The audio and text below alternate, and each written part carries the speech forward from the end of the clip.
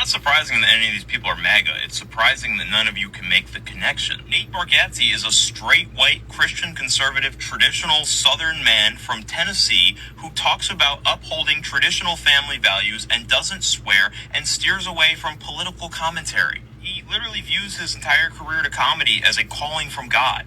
There's nothing surprising here. When I saw that he attended the Idiocracy event at the White House, I was like, yeah, that makes sense. And then I got on here and everybody's like crying about how they couldn't have possibly pieced this together themselves. It's like, I didn't know who Hannah Brown was, you know, that super red girl who got on and was talking about how she's not MAGA, but she went to the Charlie Kirk thing. But her bio literally said from the beginning, Jesus is king. And then y'all got on here and were like, holy shit, you were at a MAGA rally. I can't believe it. Like, what? These people put the signs out. They're like trails of breadcrumbs. And then you're like, oh my God, I can't believe that I didn't see all of the signs that were right in front of me. The shock isn't that these people are MAGA. The shock is that you guys are all too blind to see what's right in front of you. I kind of agree and I kind of disagree, right? I mean, Nate Bargotzi really wasn't a surprise to me.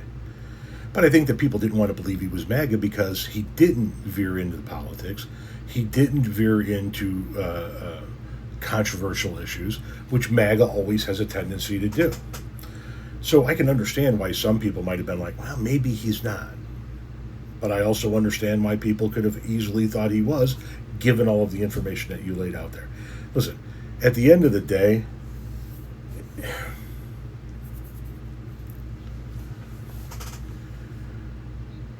I don't think it's like it was in the 90s. So Michael Jordan famously never talked about politics.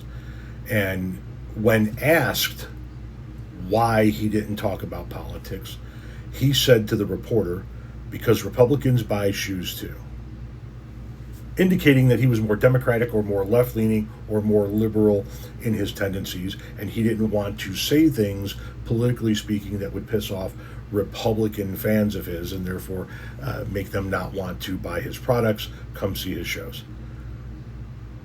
And I could understand that. But not today.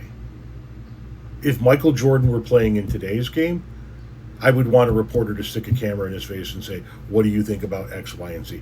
Because I think in today's day and age, it's not just a difference in politics. It's a difference in how we are as a being, as a people, as a society. Because I think that MAGA is trying to drastically change what America is. And I think that everybody that has a voice has an obligation to speak up on the issues.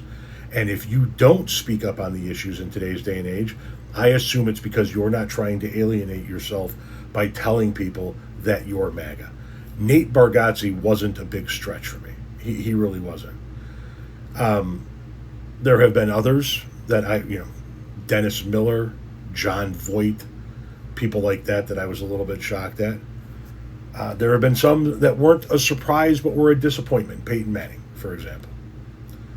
But yeah, Nate kind of saw that one coming.